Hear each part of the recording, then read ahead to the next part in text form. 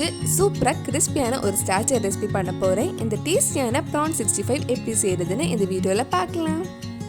நான் இன்னைக்கு 1/2 kilo prawns எடுத்திருக்கேன். இதுல 1/4 டீஸ்பூன் மஞ்சள் பொடி, 1 டீஸ்பூன் மிளகாய் பொடி, நல்ல கலர் கிடைக்கிறதுக்காக 1 டீஸ்பூன் காஷ்மீரி மிளகாய் பொடி, 1 teaspoon pepper, 3/4 teaspoon மல்லிப்பொடி, 1/2 teaspoon garam masala, 1 teaspoon இஞ்சி பூண்டு பேஸ்ட், தேவையான அளவு உப்பு, கொஞ்சம் லெமன், 2 டேபிள் ஸ்பூன் அரிசி மாவு, 2 டீஸ்பூன் கார்ன்ஃப்ளவர், ஒரு முட்டையோட வெள்ளைக்கரு சேர்த்து நல்லா மிக்ஸ் பண்ணிக்கோங்க.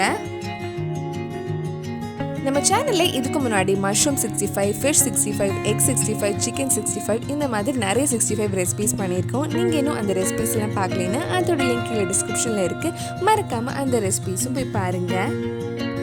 இது ஒரு 30 நிமிஷம் நல்லா ஊறினதுக்கப்புறம் நம்ம ஃப்ரை பண்ணி எடுக்கலாம்.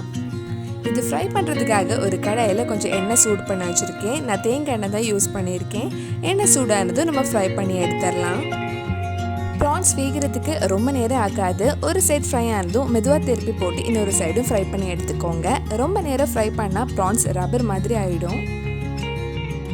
ப்ரான்ஸ் ஃப்ரை ஆனதும் எடுத்துடலாம். இதே மாதிரி மிச்சம் இருக்கிற ப்ரான்ஸையும் ஃப்ரை பண்ணி எடுத்துக்கோங்க. ப்ரான்ஸ் எல்லாம் ஃப்ரை பண்ணி முடிச்சதுக்கப்புறம் கொஞ்சம் கருவேப்பிலையும் இந்த எண்ணெயில் ஃப்ரை பண்ணி போட்டால் நம்ம டேஸ்டியான prawn 65 ரெடி ஆகிடும். கண்டிப்பாக நீங்களும் இந்த சுவையான prawn 65 உங்கள் வீட்டில் செஞ்சு பாருங்கள். பிடிச்சிருந்த இந்த வீடியோவை லைக் பண்ணுங்கள், உங்கள் ஃப்ரெண்ட்ஸ் அண்ட் ஃபேமிலிக்கு ஷேர் பண்ணுங்கள்.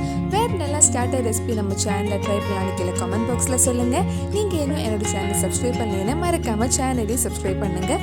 கூடவே அந்த பெல் ஐக்கனை ப்ரெஸ் பண்ணால் நான் புது வீடியோ போட்ட உடனே உங்கள் ஃபோனுக்கு நோட்டிஃபிகேஷன் வந்துடும்.